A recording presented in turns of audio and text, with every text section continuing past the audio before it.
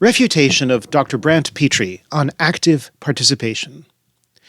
Today I will do something a little unusual. Instead of sharing one of my own lectures, I will be reading Gregory DiPippo's 5-part series from New Liturgical Movement, responding in depth to the erroneous claims of Dr. Brant Pitre's video on active participation. The critique is fairly lengthy because of the massive number and quality of the errors in question, but this is a blessing in disguise. Since these errors are more or less baked into every defense of the Novus Ordo that has ever been given, DiPippo's work can function as a general refutation of foundational claims driving the liturgical reform.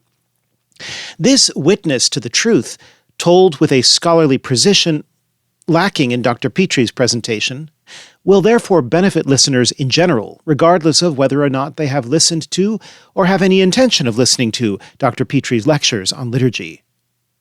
Without further ado, I shall dive into Gregory's masterful contribution. On December 3rd, 2024, the anniversary of Sacrosanctum Concilium, the YouTube channel of Catholic Productions published a video by Dr. Brant Pitre, who is the Distinguished Research Professor of Scripture at the Augustine Institute Graduate School. The video is part of a series called The Mass Explained, which was published a bit over a year ago through the Catholic Productions website. This specific video is now being offered on YouTube as an encouragement to explore the full series. Its subject is the much debated concept of active participation in the liturgy. Dr. Pitre is a biblical scholar, and by far the most successful part of this video is his attempt to give a solid scriptural foundation to the concept. A useful endeavor given the hopeless ambiguity of so much of Sacrosanctum Concilium. Unfortunately, his presentation is marred by a considerable number of really drastic historical errors, including one on which the whole narrative arc, so to speak, of his presentation rests. I wish to be clear that I certainly do not ascribe to Dr. Pitre any conscious dishonesty. There are plenty of liturgists and people who have written about the liturgy who can be excused of the charge of deliberate lying, only if one grants that before attempting to deceive others, they have first gone to enormous pains to deceive themselves. I see no reason to think that Dr. Pitre is among them.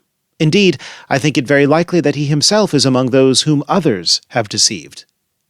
Nor does he fall into the fatuous excesses that so many others have fallen into when writing or speaking about this topic specifically, and who claim that active participation, however defined, is incompatible with the historical Roman rite. Indeed, he acknowledges that active participation of the lay faithful has been a part of it in the past. His gigantic historical error lies in his would-be description of when, how, why, and to what degree this changed, leading the Second Vatican Council to call for its restoration. He begins at the 2-minute 55-second mark with the first occurrence of the term participatio actuosa, active participation, in Sacrosanctum Concilium, paragraph 14, saying that it is arguably the most important topic of the Second Vatican Council. Unfortunately, the translation of Sacrosanctum Concilium which he cites contains a very significant mistake, which is no less of a mistake for being repeated on the Vatican's own website. The English version which he gives is as follows.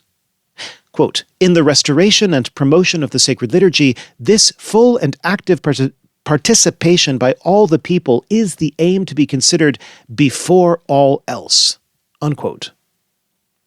But the Latin original does not say that active participation is to be considered before all else, which would be a license for doing anything and everything in the liturgy provided the claim were made that it fostered active participation. And of course, in the so-called spirit of Vatican II, many people, including the very men who invented the Post-conciliar rite, have taken it as just such a license, in order to excuse their ignoring significant parts of Sacrosanctum Concilium itself, and all of the Church's earlier magisterial teaching on the liturgy, to say nothing of others justifying the most appalling abuses in the actual celebration of the liturgy. The Latin words of the Constitution are actuosa participatio sum opere attendenda est, which would be properly rendered, active participation is to be given the greatest attention. And it is, in fact, so rendered in the Italian, French, Spanish, and German translations also available via the Vatican's website. I cannot vouch for the Arabic, Chinese, Swahili, or various Slavic versions. This would have been the perfect place to add that there is a solid case to be made that actual participation is a better translation of the words actuosa participatio than active participation. This case was laid out very thoroughly by Father Peter Stravinskis in a paper which he delivered to the CIEL conference in Paris in 2003 and graciously allowed NLM to reprint in 2016. You can find it there. For of course, as we all know, the word active has deceived many within the Church into confusing activity with achievement, and thus taken it for granted that as long as the laity are doing something, they are actively participating, and it doesn't matter much what exactly they are doing or how they are doing it. In regard to the Council's statement that the people's participation in the liturgy should be full, Dr. Pitre very rightly points out, 6 minutes 45 seconds, that this means fully participating in the parts which properly belong to them, and only those parts which belong to them. The people shouldn't be doing what is exclusive to the priest and vice versa. For of course it was the furthest thing from the Council Father's mind to foster the participation of the laity by blurring this necessary distinction. This would have been a good place, therefore, to point out that active participation in the modern liturgy has been brought about in no small part by redefining what is exclusive to the priest and giving to the laity liturgical roles that the tradition of the Church has always given to the clergy: the reading of the scriptures and the distribution of communion. Perhaps this comes up elsewhere in the series, one wonders. At 7 minutes 50 seconds, Dr. Pitre very rightly notes that the phrase actuosa participatio goes back to St. Pius X's famous motu proprio tra le sollecitudini on sacred music in the liturgy, and that singing the parts proper to them is, above all, the most important way in which the faithful actively participate in the liturgy.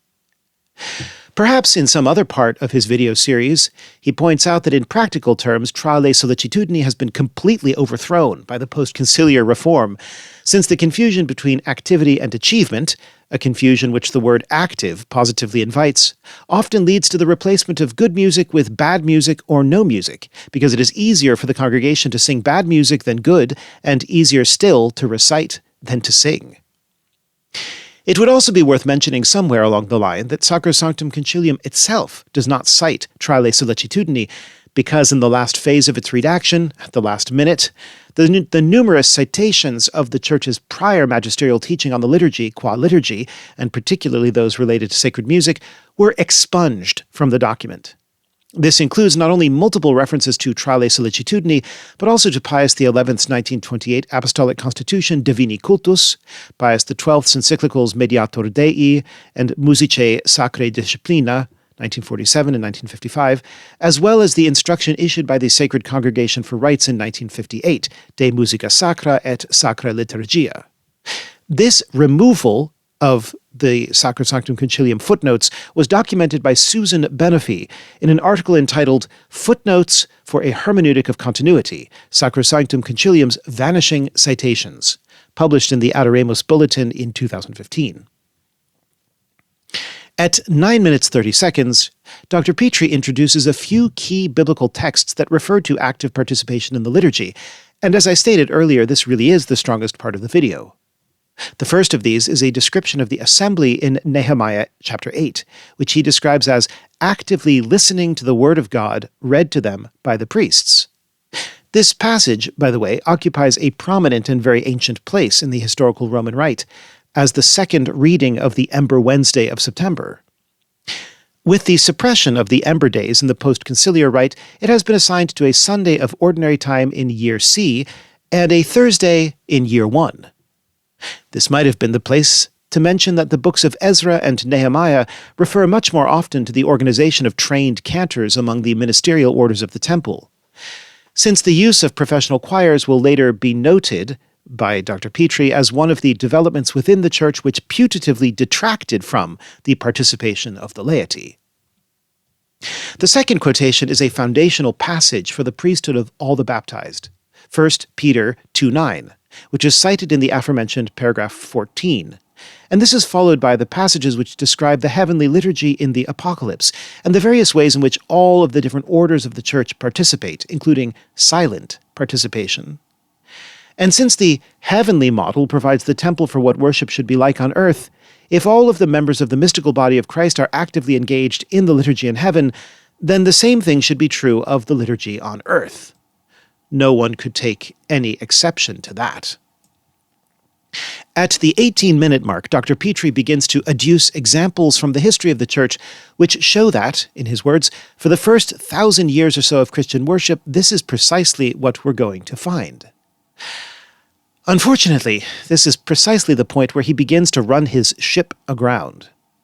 For his reference to the first 1,000 years or so implies that a change took place after that point, a change which he will later explicate very wrongly. Wrongly enough that, as I said earlier, I will need some space to explain it all.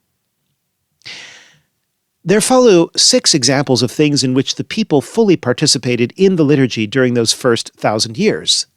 In Dr. Pitre's order, the Sanctus, the giving of the peace, the responsorial psalm, sic, the Amen at the end of the prayers, including the canon, the creed, and the Our Father. Regarding the last of these, he correctly acknowledges that it has always been the Roman custom for the priest to sing it alone, except, of course, for the final words, sed libera nos amalo, and just as correctly notes that in some other Western liturgies it was sung by everyone, as it still is in the Byzantine Rite. First of all, I note that with 4 of these, the Sanctus, the Amens, the Creed, and the Our Father, that is the end of it, it has always been possible for the faithful to sing them. It has always been possible for the faithful to pray the Our Father silently along with the priest. There are, of course, ways of singing them in which not all the faithful can participate, such as the very rich polyphonic settings of the Lord's Prayer composed for the Byzantine Divine Liturgy. There have been specific sociocultural and historical circumstances in which the faithful did not sing them, although apologists for the post-conciliar reform have habitually exaggerated the degree to which this is true, and regrettably, Dr. Pitre falls into this trap. Nevertheless, the faithful have never been excluded from singing them in principle. Concerning the Sanctus, he cites the statement of the Liber Pontificalis that it was instituted by the 8th Pope, St. Sixtus I, who reigned from roughly 115 to 125. But the liturgical notices in the Liber Pontificalis, the statements that Pope so-and-so instituted such and such a custom, are notoriously anachronistic, the more so the earlier they go. For example, the very next entry attributes the institution of Christmas to Sixtus's successor, St. Telesphorus, who reigned from 125 to 136, or so. All scholars recognize that the feast dates to about 2 centuries later.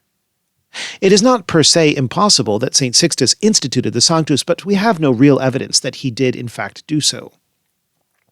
Secondly, the Liber Pontificalis has come down to us in very rough condition and is full of textual problems.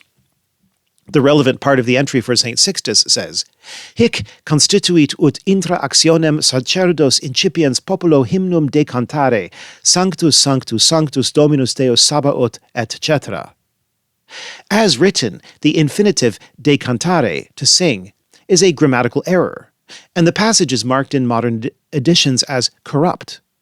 An easy emendation has been proposed, decantaret. If this is correct, the passage would mean, this one, namely Pope Sixtus, established that within the action, that is, the saying of the canon, the priest, as he begins, should sing to the people, populo in the dative case, the hymn Sanctus, Sanctus, Sanctus, etc. One might object that it makes no sense to say that the priest sang the Sanctus and the people did not. But there is some evidence that this was in fact a custom of the Ambrosian Rite on certain penitential days on which the priest alone sang the Sanctus as part of the preface. But even if this custom was never observed in the Roman Rite, this text does not say that the people sang the Sanctus, quite the opposite. After references to the giving of the peace, Dr. Pitre goes on to say that in the 5th century, St. Augustine tells us that the people would sing the responsorial psalm, and the video cites the Confessions, Book 9, 815, as given in Lawrence Johnson's Worship in the Early Church, an anthology of historical sources. But this passage does not refer to the people's participation in the Mass. It refers to an event of St. Ambrose's episcopacy, for which Augustine and his mother were present, when the Empress Justina planned to turn one of the basilicas in Milan over to the Arians.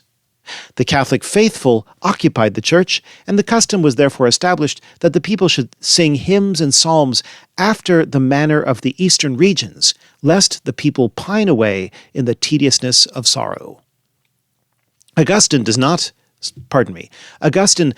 go on to say that this custom, retained from then till now, is now imitated by many and nearly all of the Lord's flocks throughout the rest of the world. But nothing about it suggests that it was a specifically liturgical custom, much less that it involved anything like what we now call a responsorial psalm. After a mention of what St. Isidore of Seville says about the readings being for the instruction of the people, that is, that they are meant to be actively listened to by the faithful, Dr. Pitre now turns, at the 20-minute, 50-second mark, to a text known as the Ordo Romanus Primus, the First Roman Order, an ancient description of a Roman stational liturgy. This text is presented to set up a supposed contrast with the later medieval manner of celebrating the liturgy in the papal chapel, which gave us the so-called Tridentine Missal. This contrast, however, is thoroughly and badly misconstrued, as I shall now explain. Pitre begins by introducing the Ordo Romanus Primus as a description of a papal stational liturgy from the 7th century, without further qualification. This gives the impression of a greater and more certain antiquity to the text than is really the case. The earliest manuscripts of the Ordo Romanus Primus are from the first quarter of the 9th century, but most are from the 10th or 11th. However, as noted by Michel Andrew in his exhaustive critical edition of the Ordines Romani, the Ordo Romanus Primus contains many references to customs which are certainly later than the 7th century, such as the Agnus Dei, which was added to the Mass at the very end of the 8th. Furthermore, the manuscripts of it are not Roman, and most of them are not even Italian, a fact which raises a whole series of complicated questions about modifications made to the text over the centuries. The Ordo Romanus Primus is unquestionably a valuable witness to the liturgical customs of the Roman Church in late antiquity, but it is neither comprehensive nor is it wholly reliable. Father Lang writes the following about the Ordo Romanus Primus in the very book which Dr. Pitre adduces in favor of his own contentions about popular participation. Here's Father Lang, quote, "Interpreting the extant sources of the papal stational liturgy presents us with a fundamental problem, since they are prescriptive texts that communicate how the rite should be enacted. As historical scholarship has made us increasingly aware, however, we cannot simply assume that such prescriptions are identical with the way in which the liturgy was in fact carried out. Ordo Romanus Primus was originally designed for the solemn papal Mass on Easter Sunday, Monday, and Tuesday. As a template for other occasions, it was likely to be adapted to the spatial arrangements, local resources, and quite possibly particular observances of the stational church chosen for the day. Moreover, it is a script for liturgical actors who were, for the most part, clerics. The papal court included also lay officials. As such, it can easily give the impression of a clericalized liturgy, but such a view would be misleading since it abstracts from the genre and purpose of the document. Liturgical books in the strict sense are not concerned with how people in general participated in the rite, let alone how they experienced it." Unquote. That last sentence is crucial because, in a sense, as we'll see, Dr. Pitre's failure to grapple with the way that liturgical books are not concerned with how people in general participated is the crux of his problem.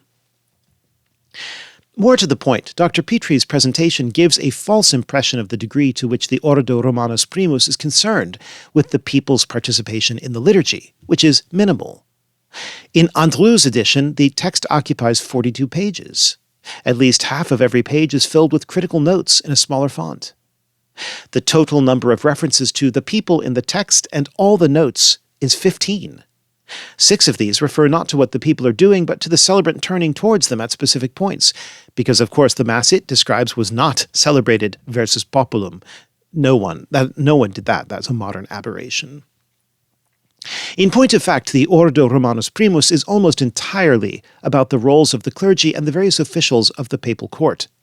To give just 2 simple examples, there are over 50 references to the subdeacons in the main text, and dozens of variations on them in the critical notes, while the acolytes are mentioned more than twice as often as the people.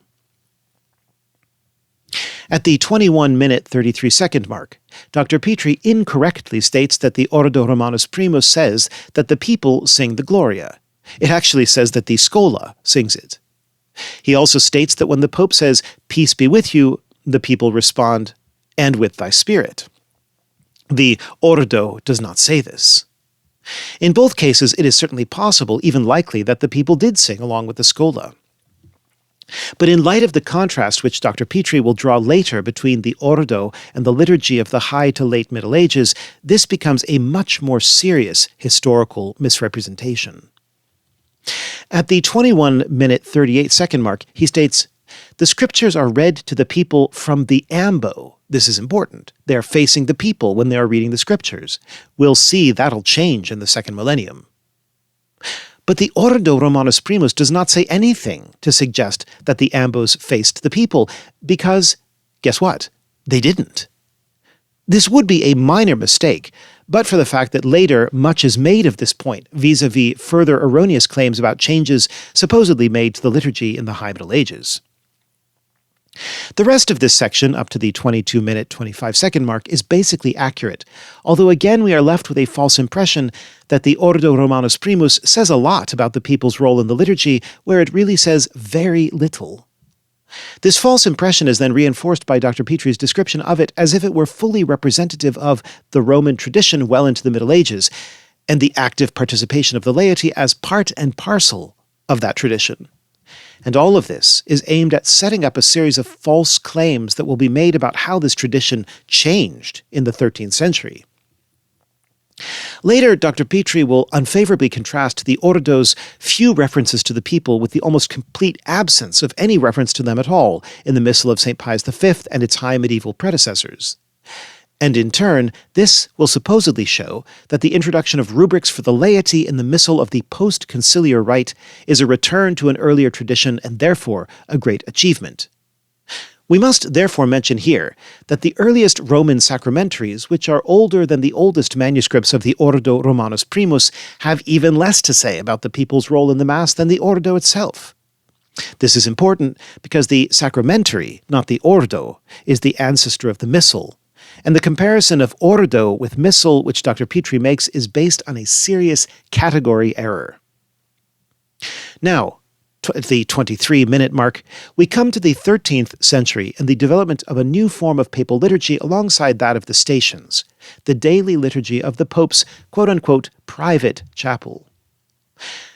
After referring to this once in passing as quasi-private, Dr. Pitre then repeatedly calls it the private liturgy or private Mass without further qualification, in a matter where further qualification is absolutely necessary.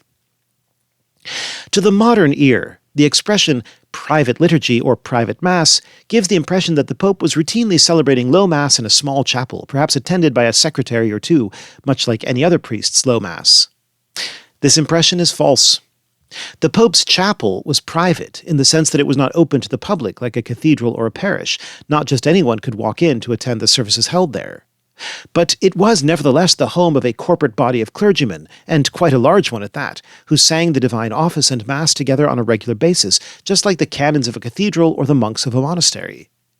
These clerics were known as capellani, chaplains, from which position derives the official title of Monsignori to this very day, chaplain of His Holiness. Furthermore, the Pope was not by any means the only major prelate in the High Middle Ages who had such a private chapel with its own clerical staff.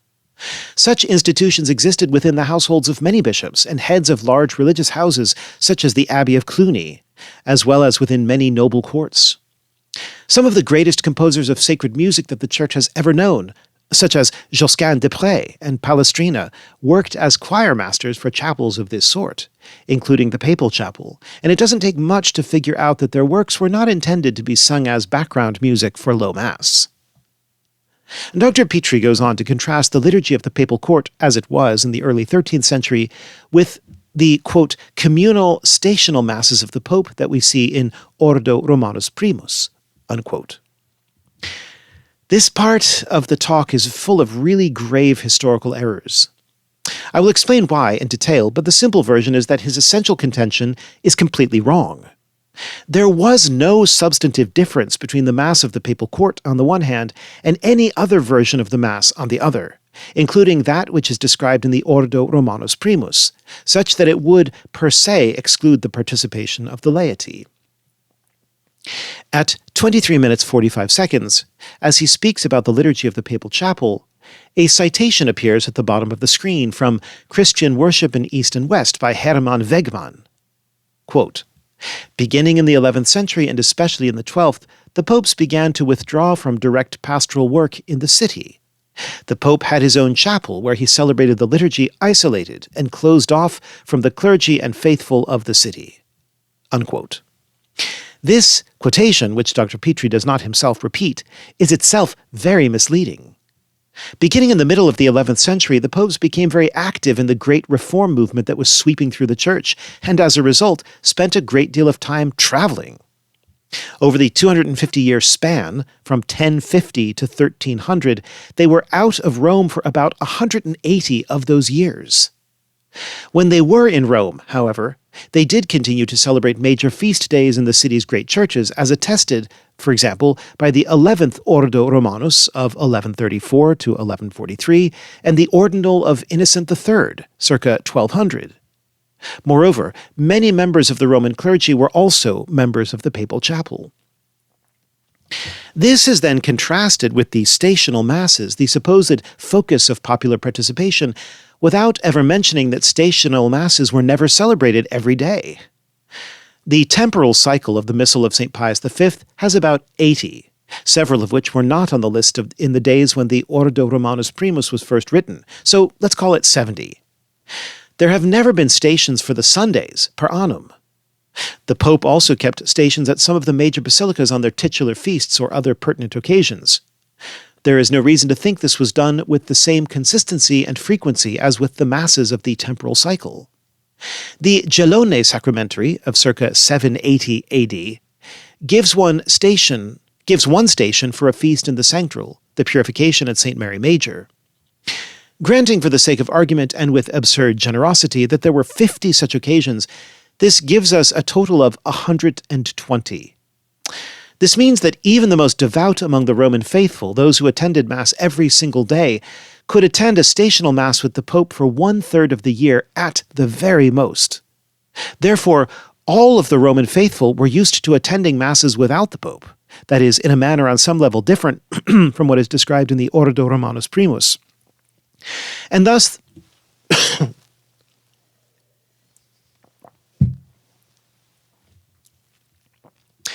the Mass of the Ordo Romanus Primus, even if it were as fully participatory as any modern liturgist could desire, cannot ever have been normative to begin with. Now, minute 23, second 50. The villains, as it were, of the cause of popular participation are introduced, the Franciscans. Quote, when St. Francis of Assisi goes to Innocent III and asks for his blessing on the missionary work of this new order of Franciscans, the Franciscan order is going to adopt as its liturgy not the communal station masses of the Pope that we see in Ordo Romanus Primus, but the private, liturgy of the Papal Chapel. Unquote. Such is the claim of Dr. Pitre. I say villains because in Dr. Pitre's telling, the Franciscans' use of the papal liturgy spreads all over Europe a form of the Mass in which there was no provision made for the people's participation. Everything that follows in his lecture for the next several minutes is a gross distortion and oversimplification. Why is that?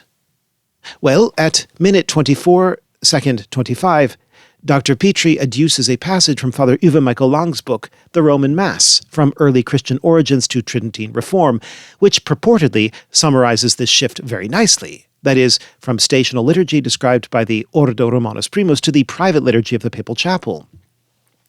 And he quotes Father Lang as follows, quote, "Beginning with the pontificate of Innocent III, popes increasingly used the Vatican chapel for liturgical celebrations. However, these ceremonial spaces were relatively small and did not allow for the processional elements that characterized the stational liturgies in the churches of the city." Unquote. Dr. Pitre comments on this by saying, "Think here of the communal participation of the people."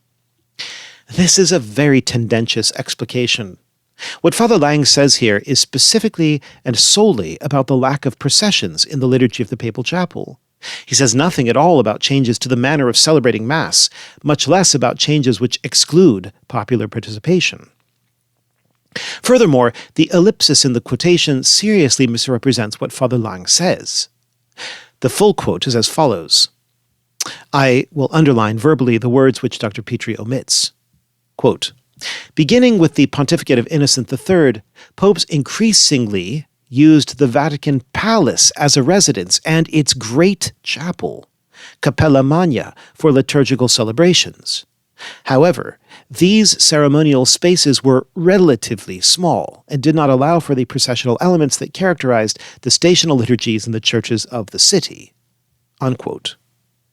First, we should note the word increasingly, because until the popes moved to Avignon at the beginning of the 14th century, papal stational liturgies continued to be celebrated in Rome all along when the popes were there.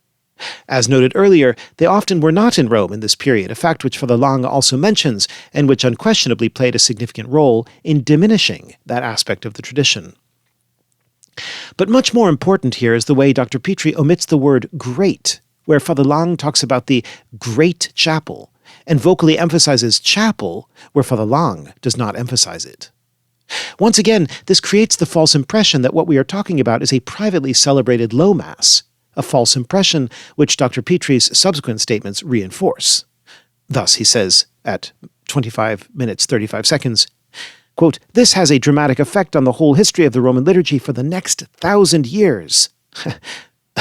Well, 1,000 years haven't even elapsed since the birth of St. Francis. The form of the Mass that they adopt is a private Mass, from the Pope's private chapel, organized primarily around just a priest and whatever servers or ministers might be assisting him in the chapel." Unquote.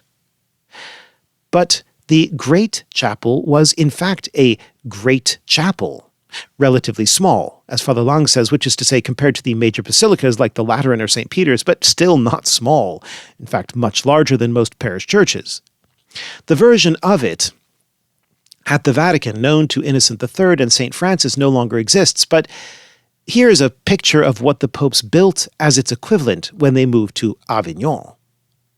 And its modern equivalent, the Sistine Chapel, consecrated in 1483, is also by no means small. Again, neither of these spaces is designed for low Mass. I can personally attest that they both have magnificent acoustics. Whatever servers or ministers might be assisting the Pope in the chapel is, in fact, a large group of clergy and a full-time professional liturgical choir who regularly and solemnly celebrated both the Mass and the Divine Office. Dr. Pitre's presentation creates the false impression that the Mass which the Franciscans copied from the papal chapel was a low Mass served by a priest and altar boy to the exclusion of the people. Up till now, I explained the errors of his claims about the nature of the Roman stational Masses and of an ancient document which describes them, and then the erroneous contrast which he draws between them and the Masses celebrated in the papal chapel.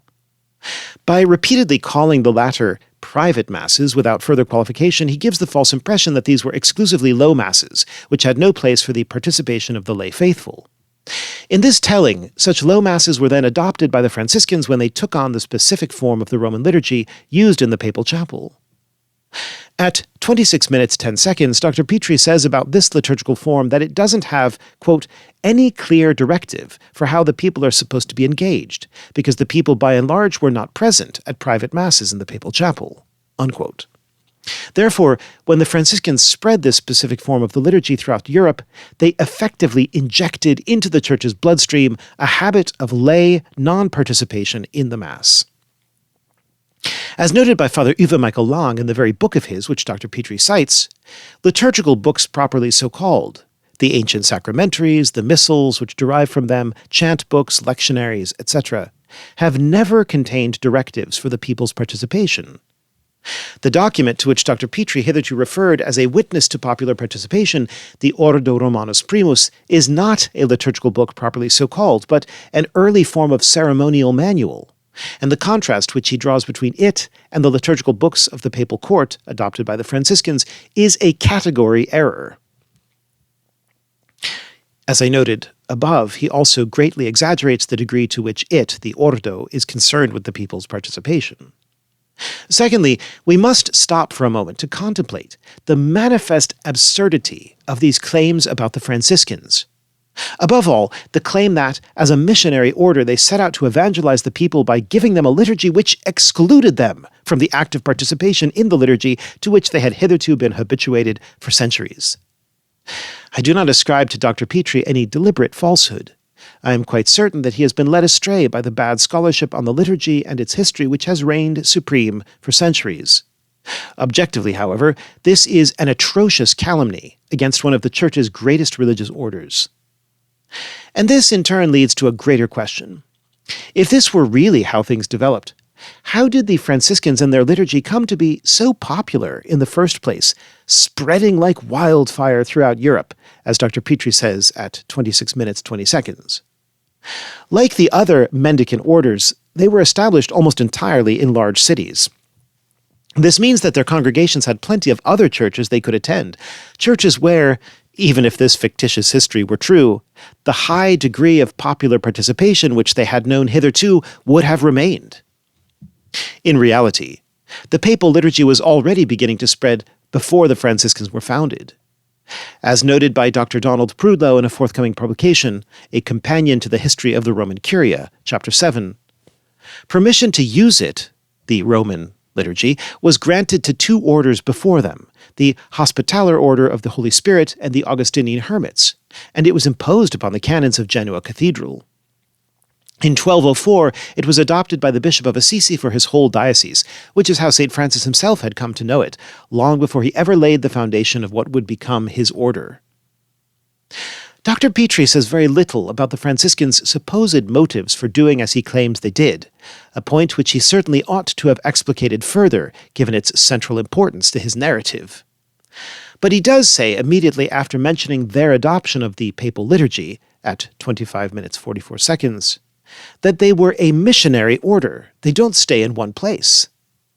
Said thus, without further qualification, this is a grotesque exaggeration. It is true that the mendicant orders did not formally keep the Benedictine rule of stability, but nevertheless the great majority of their members spent their whole lives in their order's house, in or near their native place. Only the cream of their crops, great scholars like St. Thomas Aquinas or great preachers like St. Bernardine of Siena, traveled widely, and even then, most itinerant preachers were limited to their own province. Dr. Pitre then goes on to claim that, quote, the Mass which most people are going to experience and become familiar with after the great missionary efforts of the Franciscans is a private Mass, in which the priest and server, note the singular, would be able to celebrate anywhere at any chapel as they are traveling throughout Europe spreading the gospel, unquote. Of course, the Franciscans' liturgical practice certainly exercised some influence on the liturgical culture of the Roman Rite in general outside their own churches. But to claim that it became what most people experienced is a gross oversimplification. However large and widespread the mendicant orders may have been, they were always vastly outnumbered by secular clergy and monks.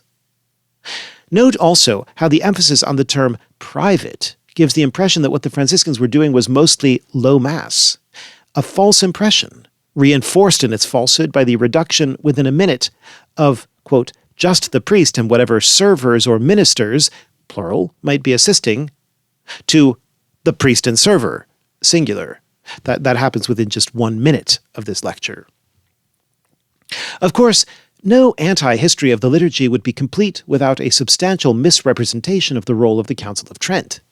So we hear at 27 minutes 22 seconds, Quote, "And it's going to be that private form of the Mass that will ultimately be adopted by the Council of Trent in 1570 whenever it publishes its official missal of Pope St. Pius V." Unquote. Well, the Council of Trent ended in 1563, having left as its sole directive on the reform of the liturgy that this was a matter to be left to the Holy See. Dr. Pitre claims that this explains why all the editions of the Missal between Trent and Vatican II contain rubrics for the clergy and server, again in the singular, but contains no mention of the people. This is also false.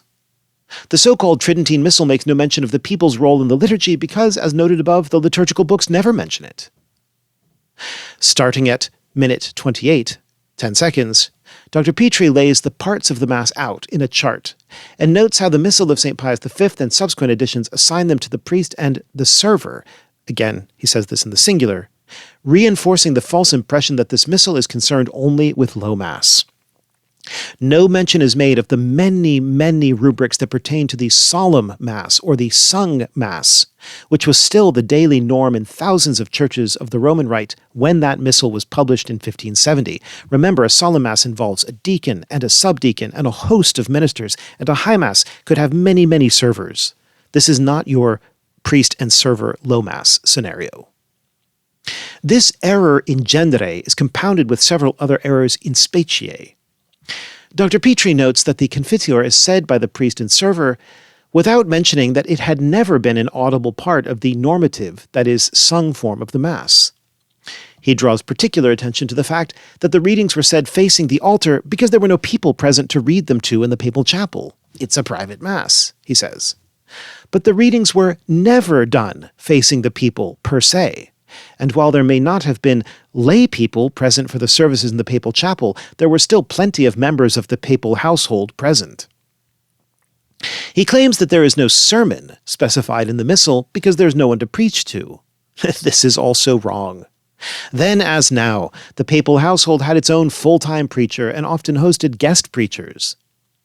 But even as he says this, a citation appears on the screen from Father Josef Jungmann's Mass of the Roman Rite that a rubric was added in the first revised edition issued by Clement VIII in 1604, which specified the place of the sermon. Again, the liturgical books never specified the place of the sermon before this. Even Dr. Pitre's putative model of popular participation, the Ordo Romanus Primus, makes no mention of it at all. The simple truth is this. The notion that the sermon is an intrinsic part of the Mass is a conceit of the post-conciliar reform. One can debate whether it has been a fruitful conceit or not, but any claim that it has a solid tradition behind it is false. Just as Dr. Pitre previously claimed that the readings were anciently done facing the people without apparently looking at the placement of the ambos in the ancient Roman basilicas, he seems to have made a claim about sermons in the Counter-Reformation period without looking at the placement of the pulpits in the churches of that era. Many Counter-Reformation churches have pulpits out in the nave because the sermons were often quite long and delivered with great rhetorical energy, such that, on a practical level, the preacher could really only do them once. The church would therefore have two Masses with the sermon in between them, so that the faithful could come for Mass and stay for the sermon, or come for the sermon and stay for the Mass.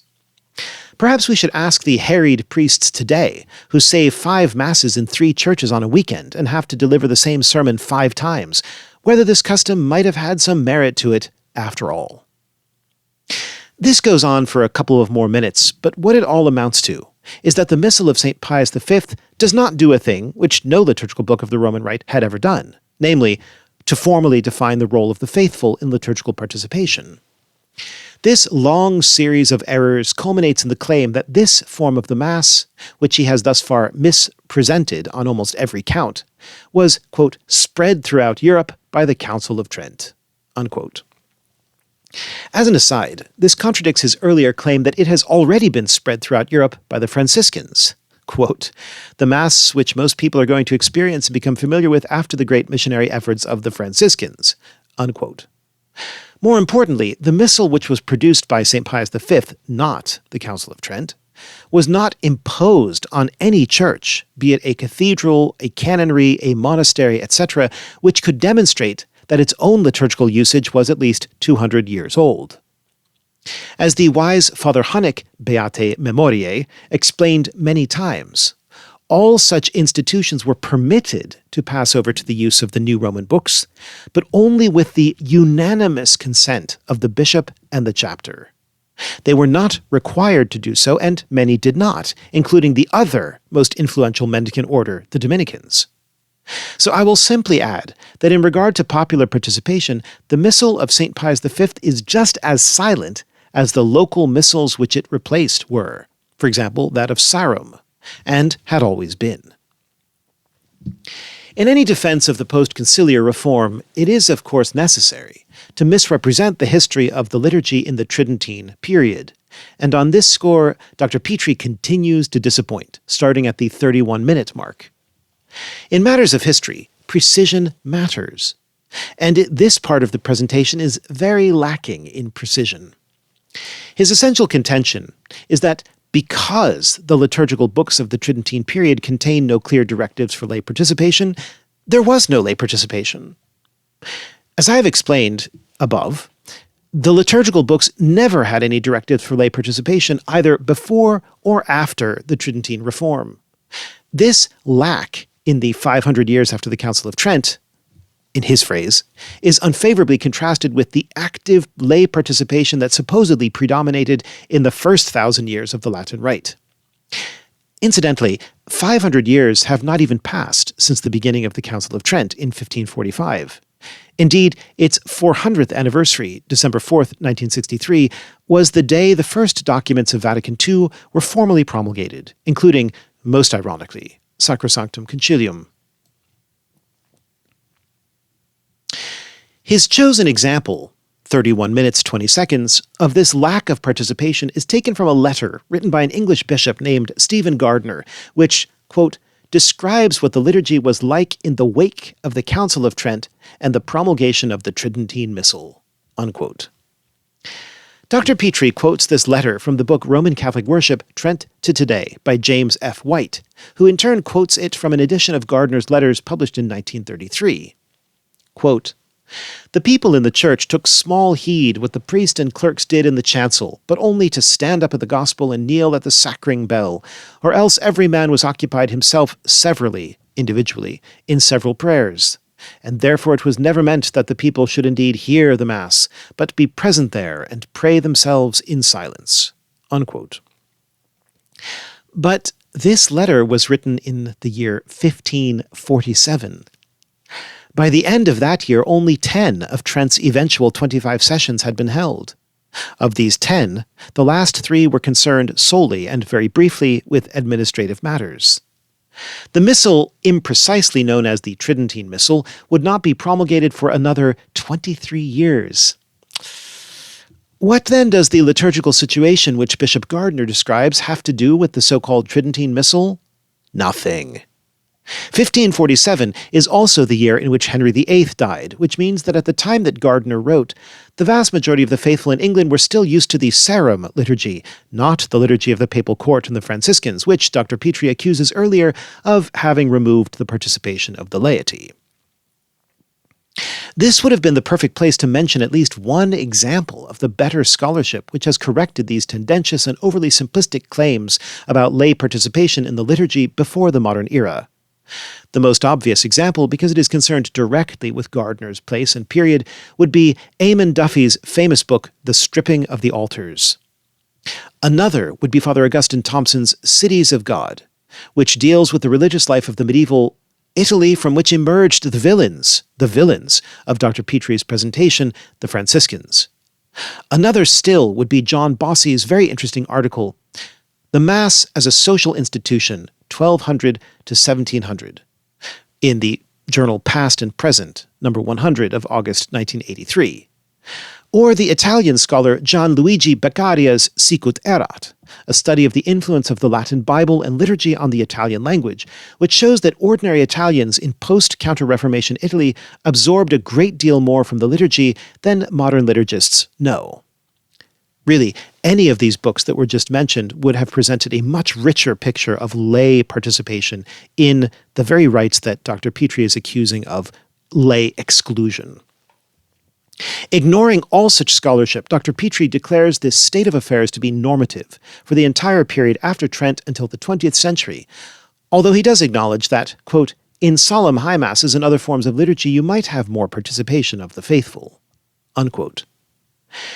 And the next witness he adduces to this effect is the Belgian liturgist Dom Bernard Bot, OSB, 1883 to 1980.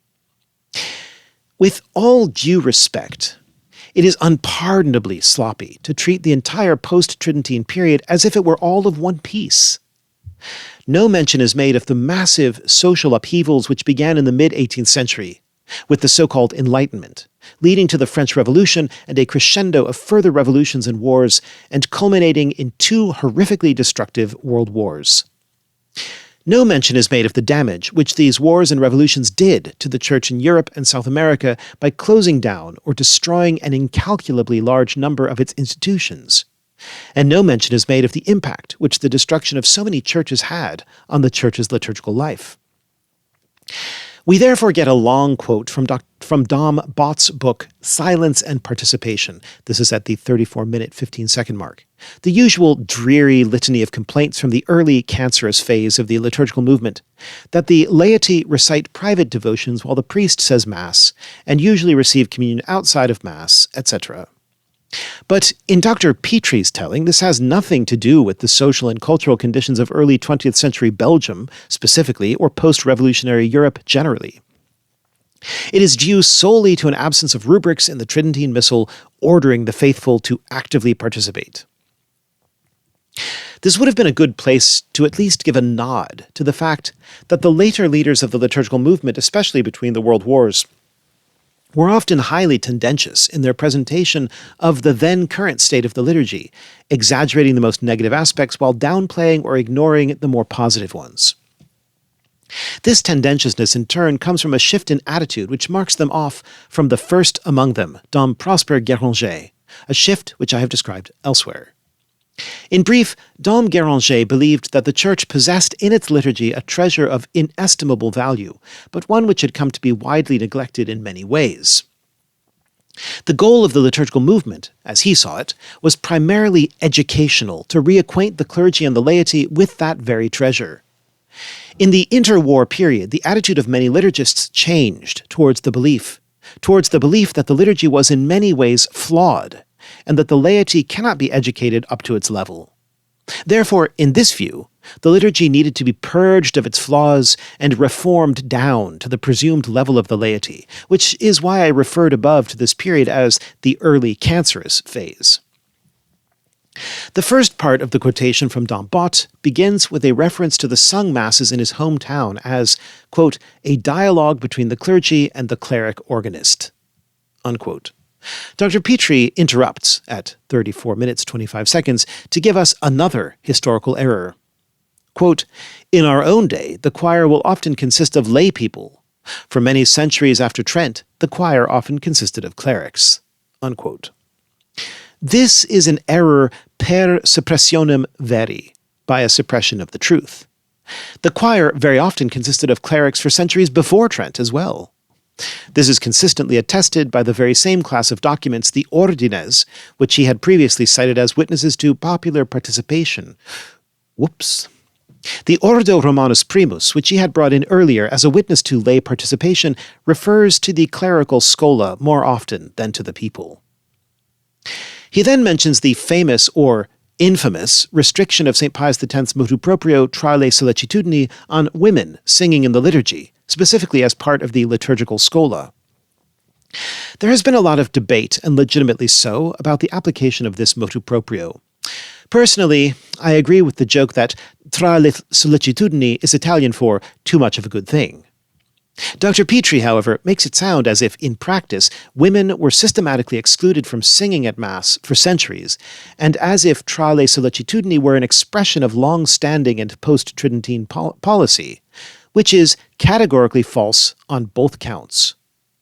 In reality, Pius X issued it thinking of the places where the same professional singers, including women, who performed at the Opera House on Friday and Saturday, also performed in church on Sunday and in much the same style.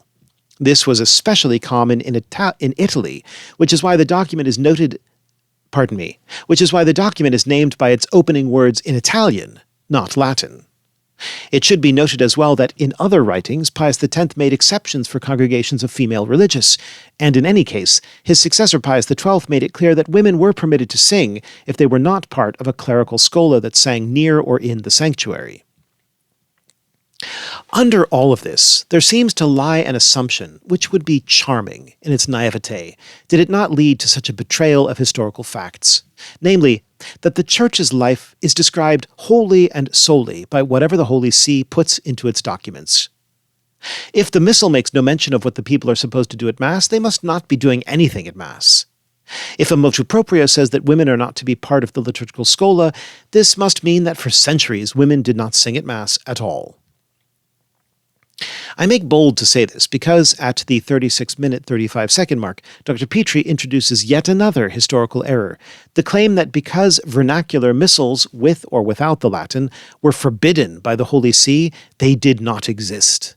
There was no missal to read, he says. To this effect, he cites the book Liturgy, An Illustrated History by Father Keith Pecklers, S.J. Here again, some very pertinent information is omitted. Before the Industrial Revolution, paper was far more expensive to produce than it is now, and therefore books were as well. Moreover, a much larger percentage of humanity's collective energy had to be devoted to satisfying what anthropologists call primary needs: food, clothing, shelter, and the arms necessary to keep your neighbors from taking your food, clothing, and shelter. As a result, relatively speaking, far fewer people were educated to such a degree that they could make any use of a hand missal, and far fewer people could afford one.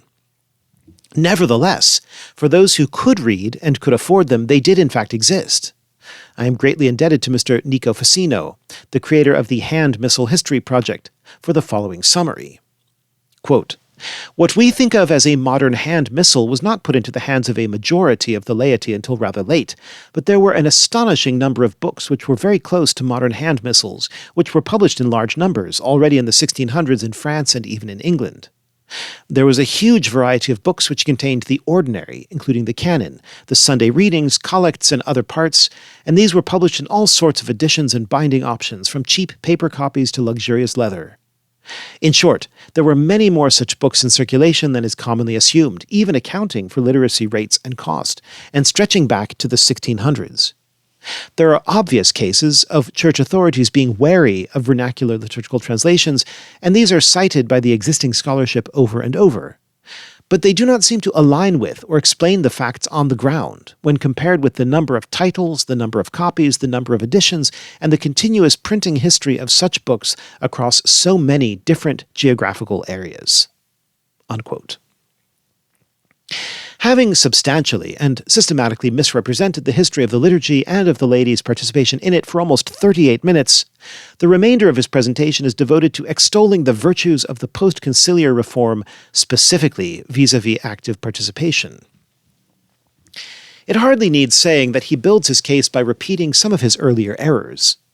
He twice repeats, this is at 3810 and 4622, the erroneous English translation of Sacrosanctum Concilium which he had cited earlier, that in the restoration and promotion of the sacred liturgy, this full and active participation by all the people is the aim to be considered before all else. As I noted in the first part above, what it really says is that active participation is to be given the greatest attention. And of course, no hint is given of the myriad ways in which, by hook and by crook, the inventors of the post-conciliar rite trampled on the letter of Sacrosanctum Concilium in executing the reform. He also repeatedly claims that this goal has been achieved by restoring to the faithful things which were never really taken away from them. He does, however, deserve credit for acknowledging that this has also been done by giving them things to do which were never previously theirs. The assertion that this is a perfectly fine and reasonable procedure, in no way problematic despite the ghastly results, falls neatly under the rubric quod gratis asseritur gratis negatur. What is gratuitously asserted can be gratuitously denied. As I noted at the beginning, Dr. Pitre does not fall into the fatuous excesses that so many others have fallen into when writing or speaking about this topic, by claiming that active participation, however defined, is incompatible with the historic Roman rite. He acknowledges that active participation of the lay faithful was part of the traditional rite in its earlier history, although he grossly misrepresents that earlier history. Indeed, he builds his historical case, such as it is, on this very claim. Likewise, he fully acknowledges at 45 minutes 50 seconds, "I have no doubt in my mind," he says, "that active participation was certainly to be found among many of the faithful interiorly, in silent prayer and adoration, etc., even after the changes which took place, according to him, in the second millennium, changes which he describes incorrectly and incompletely, and to which he wrongly attributes the subsequent lack of such participation, both real and imagined." This essential distinction between exterior and interior participation, introduced so late in his presentation, is required by the many historical falsehoods which he has previously brought forth, which amount to the claim that the faithful were deprived of all exterior participation, that is, that they did not make any of the responses, did not sing any of the chants, heard no sermons, read no hand missal, etc. This is why, as he says, at 46 minutes 15 seconds, quote, "An ecumenical council of the Church called for the Missal to be revised precisely on this point, above all," his emphasis.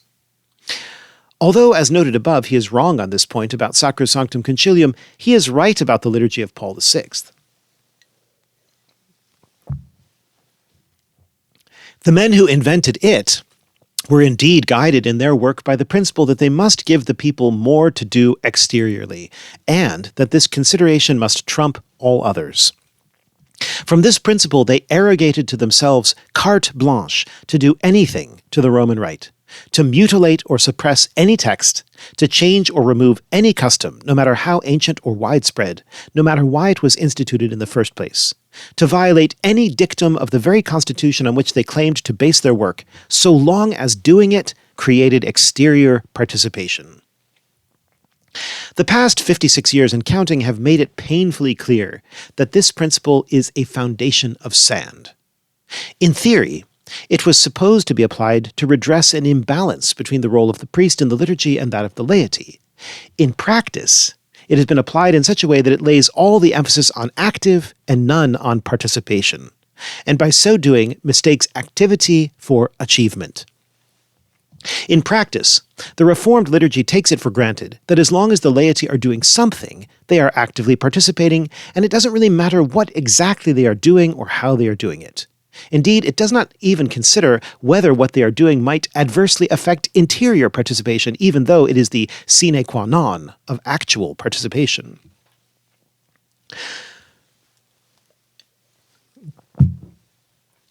Earlier, I noted that several of Dr. Pitre's historical mistakes seem to derive from the inexplicably naive and totally erroneous assumption that if something wasn't officially mentioned in a liturgical book, it didn't exist.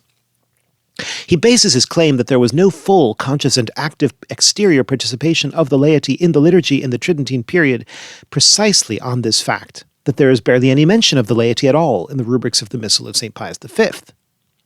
Conversely, in his telling, it is a great achievement of the Missal of Paul VI that it has a great many explicit rubrical directives as to what the faithful are supposed to do during the liturgy, because, he thinks, this has supposedly restored the full conscious and active participation desired by Vatican II.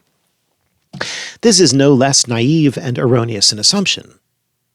Active participation was not created in the ancient world by non-existent directives in liturgical books.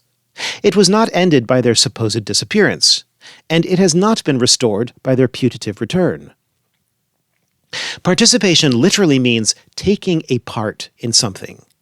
It hardly needs saying that Dr. Pitre does not give the slightest hint of the catastrophic pastoral failure of the post-conciliar reform. I repeat that I most certainly do not attribute to him any conscious dishonesty.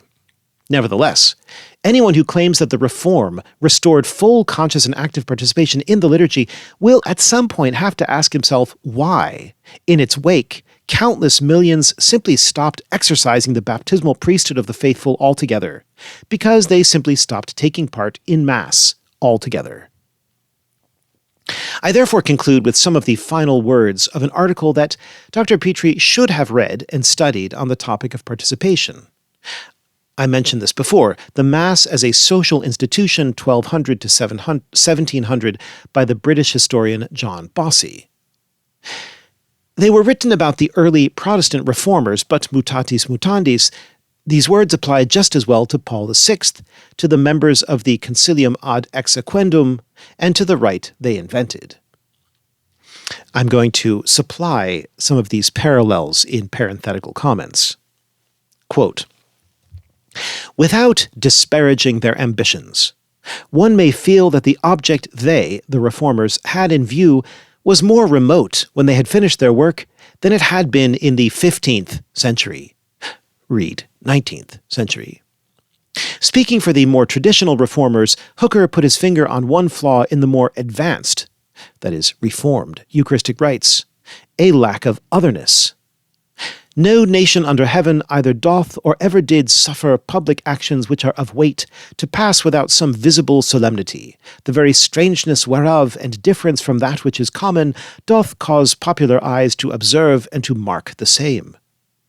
A sense of fatality, of results achieved which were the opposite of those intended, hangs over their efforts, as if the current of social and cultural evolution which was carrying them forward was at the same time pushing them aside into shallow waters.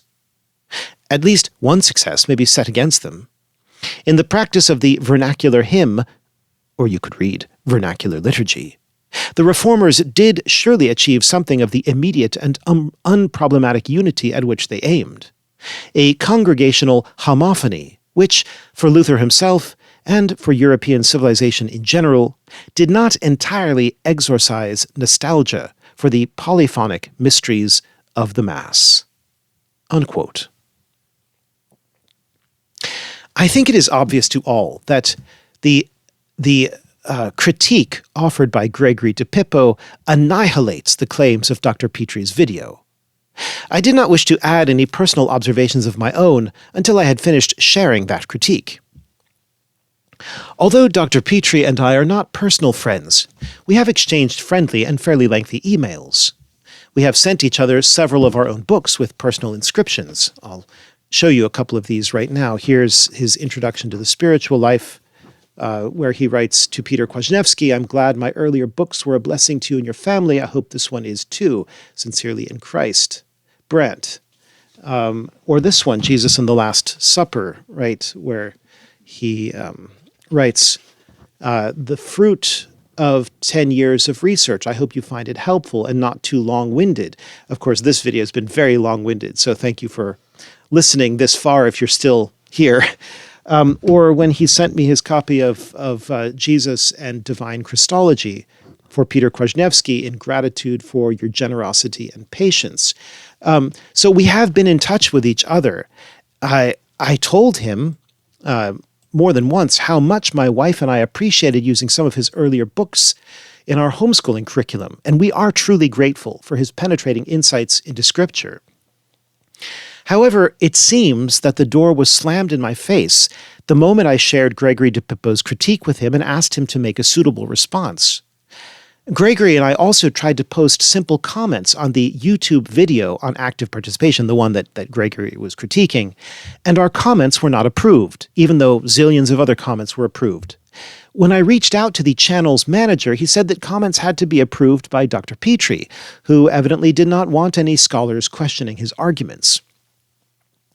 I am deeply disappointed to say that, in spite of my efforts to point out to Dr. Pitre the numerous and grave errors in his presentation, some of which implicate many saints, saintly popes, and even an ecumenical council, and which, as of today, have seriously misled over 36,000 viewers of his YouTube video, and many more who have purchased the entire set of lectures. In spite of all of that, which is very grave, Pitre has chosen not to respond to my communications or to DiPippo's corrections. In other words, we seem to be dealing here with someone for whom getting facts right and humbly repenting of errors do not matter, but only the agenda, the narrative that the Tridentine liturgy was corrupt and the Novus Ordo was the right solution. There is a name for adherence to the party line without regard to truth or falsehood: ideology. I very much regret to say that Dr. Pitre has proved himself to be an ideologue in matters of liturgy. And you can see that, incidentally, by the way he selectively snips his quotations from Uwe Michael Long's book to make it say something very different from what Father Long is actually saying. However renowned Dr. Pitre is in other fields, he is not worth listening to on the sacred liturgy. Or if you do listen, you must take his claims with a grain of salt and do further research to see how close or wide of the mark he is. Such ideological behavior is not peculiar to Dr. Pitre, I hasten to add. It seems to be the besetting vice of all apologists of the Novus Ordo. When a reader asked Gregory if Dr. Pitre had responded in any way to his series at New Liturgical Movement, he replied, quote, "He has not, and I would be astonished if he did. I repeat that I ascribe no bad faith to him, but I have never seen any author who undertakes a defense of the post-conciliar liturgical reform reply to or even acknowledge those who point out his mistakes." You may remember that Dr. Kwasniewski edited and partly authored a book, in collaboration with several others, in response to the atrocious series by John Cavadini, Mary Healy, and Father Thomas Weinandy, published by Notre Dame's Church Life Journal. None of the three authors has ever replied to a single one of the objections raised against their work.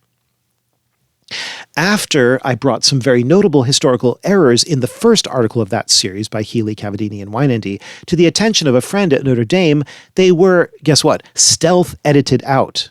And yes, I made screenshots. James Likoudis and Kenneth Whitehead, here's another example, also from Gregory, still quoting Gregory. James Likoudis and Kenneth Whitehead published a book in defense of the reform in 1981. The Pope, the Council, and the Mass, which repeats several of the classic tropes about it. For example, how it restored the Old Testament reading, the Epiclesis, the Canon of Hippolytus, etc., all of which is bunk. They then published a revised version 25 years later, which, guess what, took no account whatsoever of any of the scholarship which had been done in the intervening quarter of a century and had blown up those tropes completely. After studying and working on this stuff in one way or another for about 20 years, I'm beginning to suspect that the foundations of the liturgical reform might not be quite as solid as we were told. Unquote. Thus, Gregory DiPippo. Indeed, the foundations are not solid, but rotten, with errors, half-truths, and outright lies. Sometimes these are innocently transmitted by people who do not know better. But as St. Thomas Aquinas reminds us, those who are more educated and hold more influential positions have an especially grave obligation to seek out, proclaim, and defend the truth. I challenge Dr. Pitre to live up to his reputation and his responsibility by humbly acknowledging his errors and striving as well as he can to rectify the public harm he has caused. I would also add here that traditionalists can be guilty of the same thing when they repeat historically false arguments. You know, something like St. Peter celebrated the first Tridentine Mass in Latin or something like that. That's bonkers. That's bananas, right? We also have to do our homework. We have to be very, very rigorous, right? Read your Father Uwe Michael Long. Read your Michael Fiedrowitz, right? Get to know these things. If you're going to debate about them, if you're going to write about them and discuss them, you need to know your history and your theology. Thank you for listening. Please share this video far and wide. Heart of Jesus, of infinite majesty, King and center of all hearts, have mercy on us.